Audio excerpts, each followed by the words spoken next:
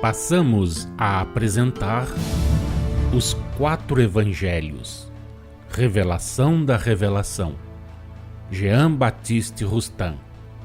Narração, Paulo de Moraes.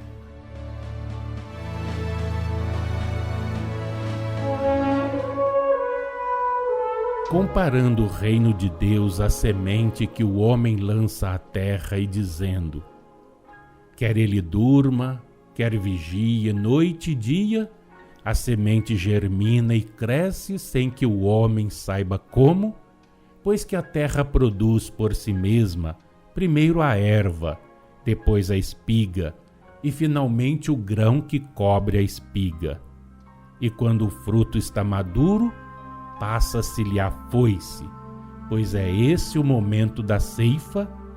Jesus mostrava que o espírito do homem tem que passar como a semente lançada à terra pelas fases de germinação, de crescimento, de transformação, de desenvolvimento, de frutificação e tem que atingir a maturidade moral e intelectual a fim de se pôr, chegado o tempo da ceifa, ao alcance das mãos dos ceifadores incumbidos da colheita para o reino de Deus. Quer o homem durma, quer vigie noite e dia, a semente germina e cresce sem que o homem saiba como. Disse-o Jesus, falando da semente lançada à terra, porque na época da sua missão, os homens cuidavam pouco de remontar à origem das coisas, de aprofundá-las para lhe seguirem a marcha. Notai que de todos os povos da antiguidade, o povo hebreu era um dos mais ignorantes. Aceitava, embora com repugnância, os progressos que se lhe impunham, já realizados, mas tão orgulhoso se mostrava da sua raça que nada procurava alcançar por si mesmo. Até hoje, a semente divina germinou e cresceu sem que o homem soubesse como. O progresso se efetuou sem que ele soubesse quais os secretos caminhos que lhe eram abertos pela influência oculta dos Espíritos do Senhor, secundados pelos Espíritos em missão na terra.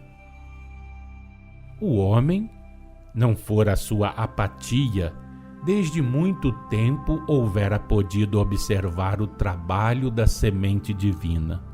Mas, à semelhança dos hebreus orgulhosos e fátuos, os que obtiveram a semente deixaram-na crescer sem perscrutarem esse fenômeno.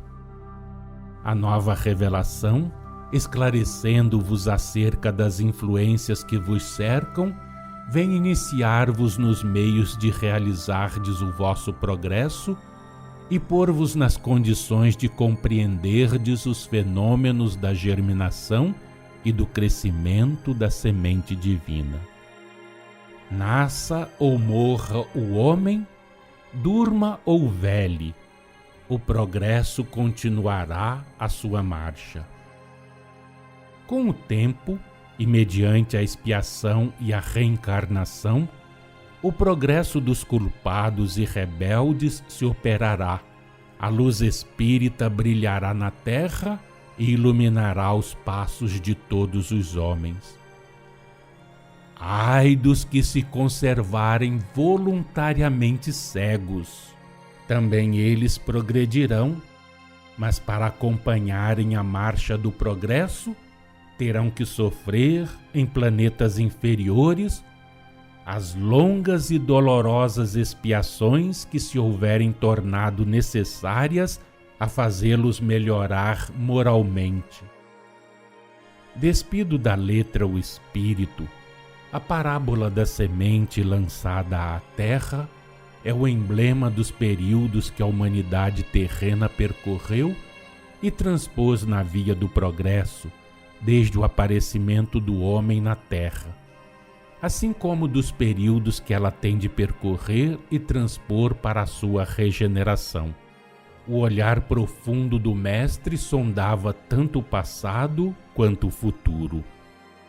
A erva que aflorou ao solo, produto da germinação da semente, designa o tempo escoado antes que Jesus aparecesse no mundo. A formação da espiga indica o tempo decorrido desde esse aparecimento até os vossos dias. A formação dos grãos que cobrem a espiga, os próprios grãos já formados e o fruto ao qual, quando maduro, se passa a foice, por ser essa a época da ceifa, designam os tempos atuais e futuros da era do Espiritismo, que vem preparar e efetivar a regeneração da humanidade e as promessas que as proféticas palavras de Jesus encerram.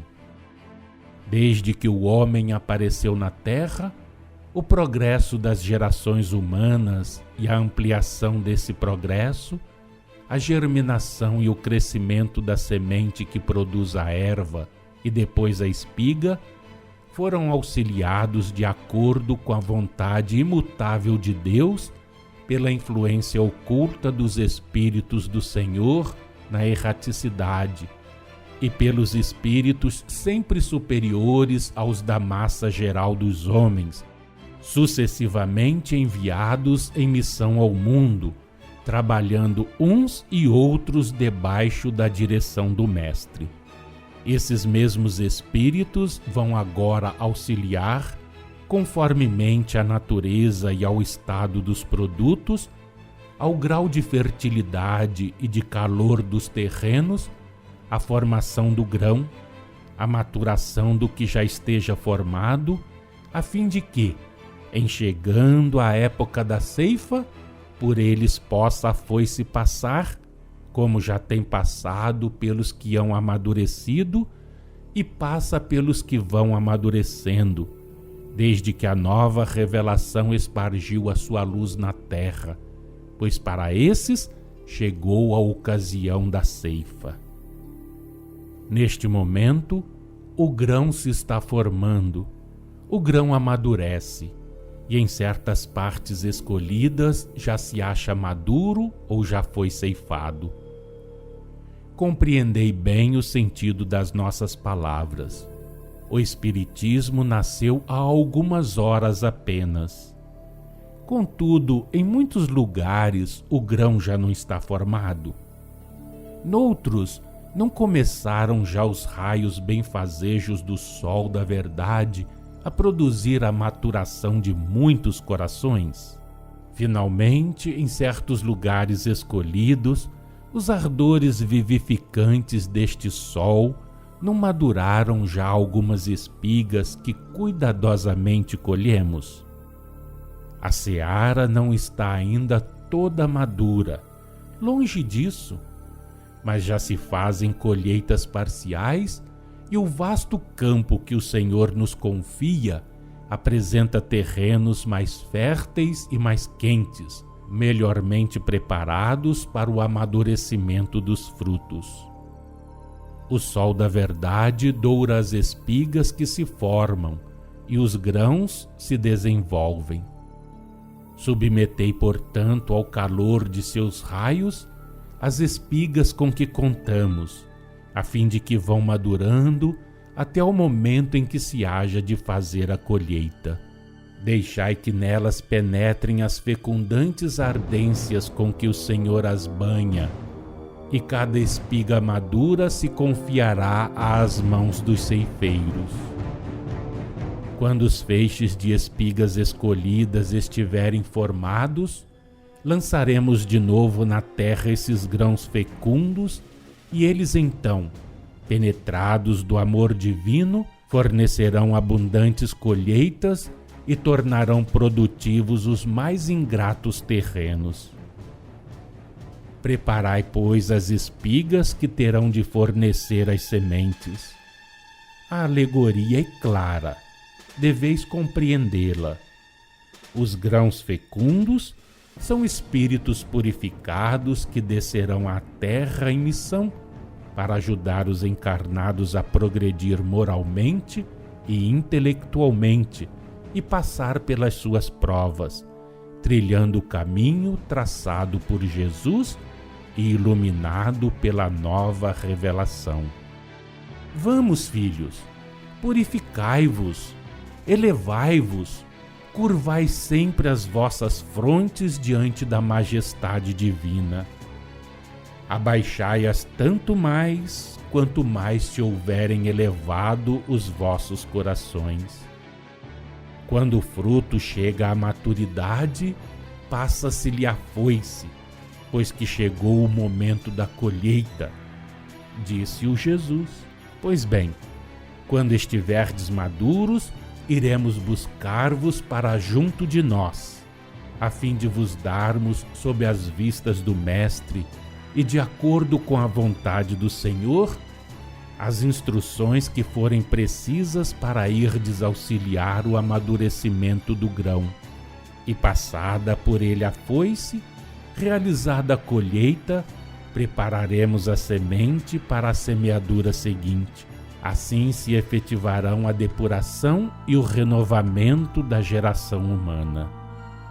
Para elucidar o que está escrito no capítulo 13, versículos 34 e 35 da narrativa de Mateus, dizemos: o que com relação à vida eterna, Jesus revelava aos homens sob o mistério e nas obscuridades da parábola, ainda não fora dito. Já vos explicamos esse ponto. Os hebreus acreditavam na imortalidade da alma, porém de modo vago. O Cristo veio dar corpo ao que não passava de uma sombra, tanto para os discípulos como para os judeus rebeldes. Jesus falava aos da multidão e aos discípulos por muitas parábolas, de acordo com o que eles podiam entender. Não lhes falava sem parábolas, mas, longe da multidão, tudo explicava aos discípulos. Ensinava aos discípulos o sentido em que deviam tomar as palavras que lhes dirigia. Todavia, apenas lhes deixava entrever o que elas tinham de proféticas, não lhes dando mais do que eles podiam suportar como encarnados, nem mais do que deviam ter consigo para o desempenho de suas missões, sob o império e o véu da letra. Deixava velado tudo o que devesse permanecer secreto e oculto, para só ser descoberto e desvendado pela nova revelação, nos tempos em que os homens se houvessem tornado capazes de ir recebendo sucessivamente os ensinos dessa revelação, de maneira progressiva, na medida do que pudessem suportar.